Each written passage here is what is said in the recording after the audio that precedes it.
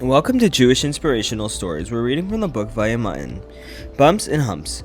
In areas near schools, many local governments install speed bumps on the road. This ensures that cars driving near the school will have to slow down, thus keeping the children safe. With those huge bumps along the way, the signs warning about them, drivers really have no choice but to step on the brakes.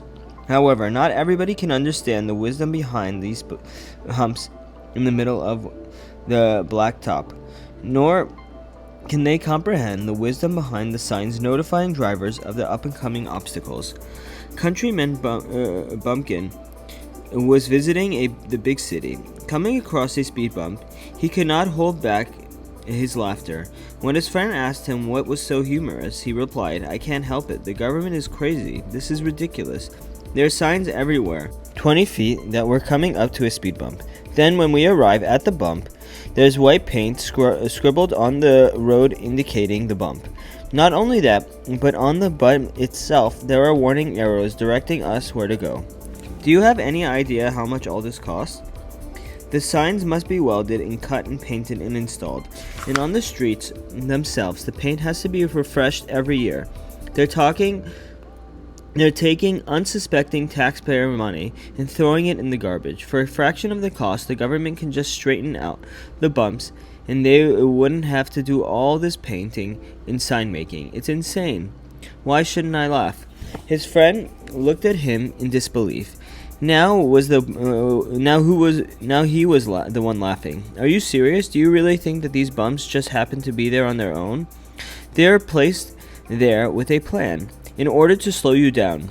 At the same time, the government wants to guide you, to give you a heads up, to know that the bumps are coming, and show you how to move past them safely without damaging your car.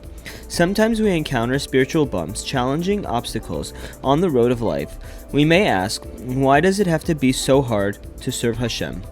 Why can't He just take away the Yetzer Hara?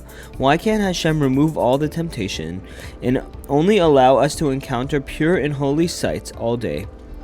Why can't we go to shul in the morning and see only holy people? Why does He fashion our parnasa in a manner which we encounter so many nisyonos? But Hashem, who deliberately placed those bumps and challenges there, says to us, your grandparents and your great-grandparents did not face many of these challenges. They didn't encounter many of these difficulties. Do you know why? Because it is Dafka for this generation whom I trust with this kind of nisayon. Hashem trusts us implicitly. As His faithful drivers, He hands us these speed bumps. But like the signs alerting about the speed bumps ahead, He also gives us the wherewithal and the ability to overcome the bumps in the road without any damage, and also provides sufficient signs and warnings so that we can identify the bumps coming and emerge unscathed. Hashem gave us mitzvos in the Torah, and our Chachamim imposed Gedarim to keep us safe and protected from our surroundings. Let us heed those signs and warnings so we can get past the humps and nisayons and drive full steam ahead. We can do it. Thanks, and we'll continue tomorrow.